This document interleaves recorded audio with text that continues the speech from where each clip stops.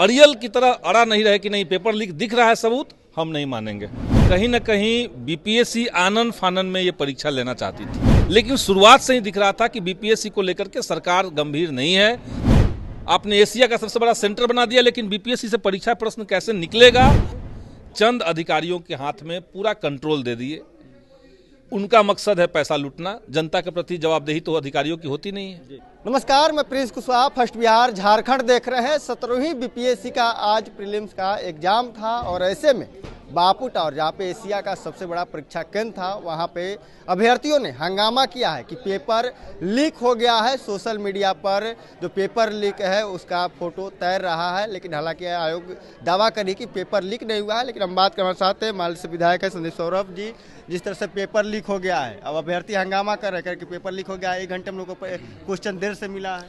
देखिए, अभी हमने भी ये खबर सुनी और हम तो सबसे पहले चाहते थे कि आज परीक्षा स्थगित हो जाए। पहले ही जब बीपीएससी ने परीक्षा का फॉर्म निकाला और हजारों की संख्या में जो अभ्यर्थी थे जिनको अप्लाई करना था, वो सर्वर फेल होने के चलते जब नहीं किए, उन सब लोगों ने उसका प्रूफ सबूत उसका बीपीएससी को दिया, सरकार को दिया गया, ये मांग करते हुए कि आप और समय दीजिए ताकि बाकी बच्चे भी जो हैं वो अप्लाई कर सकें। वो नहीं माना गया। नॉर्मलाइजेशन की कोशिश हुई, वो आंदोलन के चलते हालांकि टल गया, लेकिन कहीं ना कहीं बीपीएससी आनन फानन में ये परीक्षा लेना चाहती थी। इसके पीछे सरकार का मकसद क्या था? सरकार का मकसद ये हो सकता है कि भाई चुनाव आने वाला है, उससे पहले हम रोजगार दे रहे हैं, ये एक दिखावा की बात। लेकिन आप फेयर तरीके से दे रहे हैं कि नहीं, जो अभ्यर्थी हैं उनका कॉन्फिडेंस बना हुआ है कि नहीं बीपीएससी के ऊपर, ये इंपॉर्टेंट था। लेकिन शुरुआत से ही दिख रहा था कि बीपीएससी को लेकर के सरकार गंभीर नहीं है। जिस तरह के सवाल उठ रहे थे युवाओं की तरफ से, एक तो सवाल उठा कि आपका वेबसाइट ठीक नहीं था, पोर्टल काम नहीं किया, हम लोग अप्लाई कर रहे थे, अप्लाई नहीं हुआ, डाउन रहा।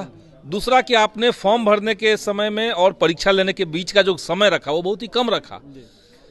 अचानक से आपने अनाउंस कर दिया, जो बच्चे बिहार से बाहर रह करके तैयारी कर रहे हैं, दिल्ली में जो लोग हैं, ट्रेनें कैंसिल हो रही है लगातार, आप कैसे अचानक से कर सकते हैं ऐसे? तो ये तमाम मांगों को लेकर के हम लोगों ने भी सरकार के सामने आवाज उठाई। लेकिन ये जो एनडीए की सरकार बिहार में है, नीतीश कुमार और भाजपा की जो सरकार है, ये कहीं से भी युवाओं को लेकर के, रोजगार के मुद्दों को लेकर के, बहालियों को ठीक तरीके से करवाने को लेकर के गंभीर नहीं है। और यही दिख रहा है आपको बीपीएससी की परीक्षा में। आपने एशिया का सबसे बड़ा सेंटर बना दिया, लेकिन बीपीएससी से परीक्षा प्रश्न कैसे निकलेगा, कैसे सीधे अभ्यर्थी के पास पहुंचेगा, इसका मैकेनिज्म आपके पास नहीं है। लेकिन छात्र आरोप लगाया कि फटा हुआ हम लोग को क्वेश्चन मिला। वही तो, आप फेयर तरीके से वहां से निकाल करके यहाँ पहुंचा दें, इसका मैकेनिज्म आपके पास यानी नहीं है। आपका बाहर से ही पेपर लीक हो जा रहा है, कोई ना कोई निकाल ले रहा है, कहीं ना कहीं फोटो तैरने लग जा रहा है। तो ये सब चीजों को लेकर के पूरे बिहार के नौजवानों के अंदर जो आक्रोश है, उसको हम लोग समर्थन करते हैं। और हम चाहते हैं कि सरकार तत्काल अभी जो पेपर लीक का मामला सामने आया है उसको ढंग से देखे, समझे और युवाओं के साथ न्याय करे। अड़ियल की तरह अड़ा नहीं रहे कि नहीं पेपर लीक दिख रहा है सबूत, हम नहीं मानेंगे। ऐसे भी पहले सरकार ने की है, तो ये चीजें बंद होनी चाहिए, यही हम लोग कहेंगे।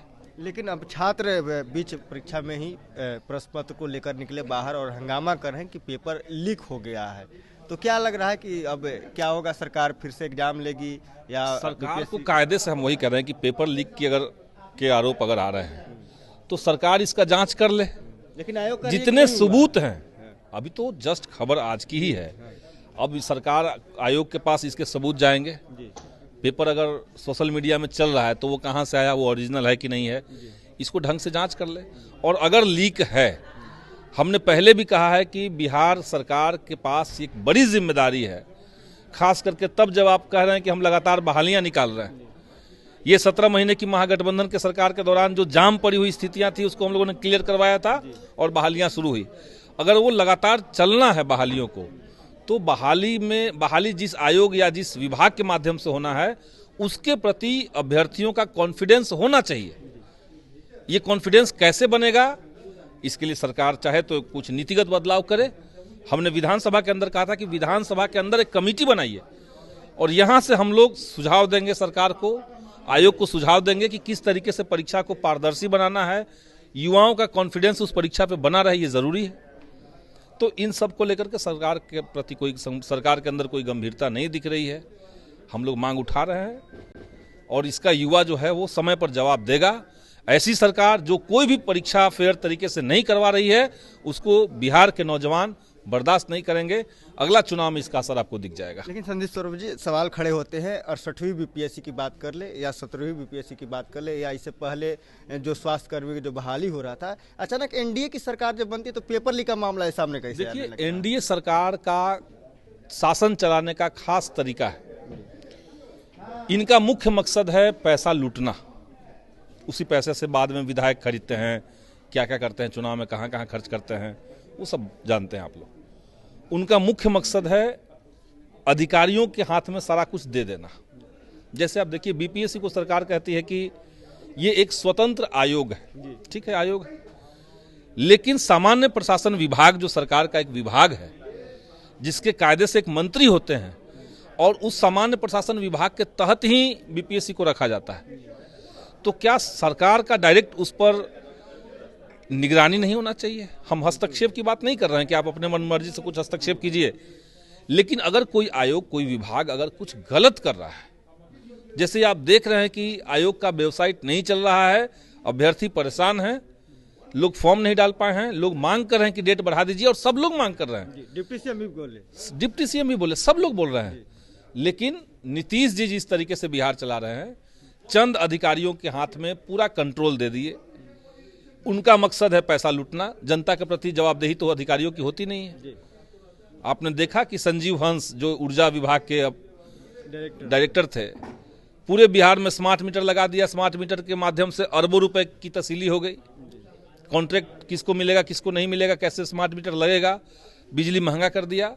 गरीब बाहर में जाए लेकिन अधिकारी का जेब भरा हुआ है, तो अब उन पर जांच चल रही है। तो ये सिस्टम बिहार के अंदर बंद होना चाहिए। और दुर्भाग्य है कि नीतीश कुमार का शासन चलाने का ये ट्रेडमार्क बना हुआ है, ऐसे ही चला रहा है अधिकारियों के द्वारा। तो जवाबदेही जहां नहीं रहेगी वहां यही सब होगा, जीरो आएगा। तो आपने देखा हमारे साथ संदीप सौरभ थे, उन्होंने साफ तौर पे कहा कि देखिए जिस तरह से अब खबरें चल रही है, इसकी जांच होनी चाहिए और फेयर एग्जाम कराने के पास मैकेनिज्म बीपीएससी के पास नहीं है। और जब तक इसका मैकेनिज्म नहीं होगा, क्वेश्चन पर कैसे पहुंचाया जाए फेयर तरीके से, तब तक ऐसे होते रहेंगे मामले। लेकिन बिहार की जो सत्ता है वो अधिकारियों के पास है, वो अधिकारी बिहार की सत्ता चला रहे हैं, किसी को सुनते नहीं है। डिप्टी सीएम का भी इन्होंने एग्जाम्पल दिया कि डिप्टी सीएम भी कह रहे थे कि एग्जाम का डेट आगे बढ़ना चाहिए। मेरा खबर इतना ही, इसे तो बन रहे हैं फर्स्ट बिहार झारखंड देख रहे हैं। पैनोरमा ग्रुप, जो सोचता है वो करता है। ये लो मुंह मीठा करो, आज मैंने अपना जॉब छोड़ दिया, अब हम पूर्णिया वापस जाएंगे। जॉब छोड़ दिया है? मतलब ये घर कैसे चलेगा, हम करेंगे क्या, और माँ बाबूजी क्या बोलेंगे? इसलिए मैं एक और मिठाई का डब्बा लाया, अपने बिजनेस के लिए लोन अप्रूव हो गया। अरे लोन अप्रूव हो गया वो तो ठीक है, लेकिन पूर्णिया में हम रहेंगे कहाँ? अपना घर भी तो नहीं है वहाँ। इसलिए तो एक और मिठाई का डब्बा अलग से लाया हूँ। हमने पूर्णिया में घर ले लिया है, पूर्णिया के ई होम्स पैनोरमा में। पूर्णिया में पैनोरमा ग्रुप लेकर आए हैं ई होम्स पैनोरमा। बड़ा घर, आलीशान जिंदगी और अत्याधुनिक सुविधाओं के संग। अरे अरे, अब क्यों मुंह मीठा करवा रही हो? क्योंकि हम घर वापसी जो कर रहे हैं। घर वापसी की खुशी पूर्णिया में ई होम्स पैनोरमा के संग। ई homes panorama, luxurious lifestyle redefined. Bharatiya Janata party का सदस्य बनने के लिए 8800002024 पर मिस्ड कॉल करें। निवेदक, भारतीय जनता पार्टी बिहार।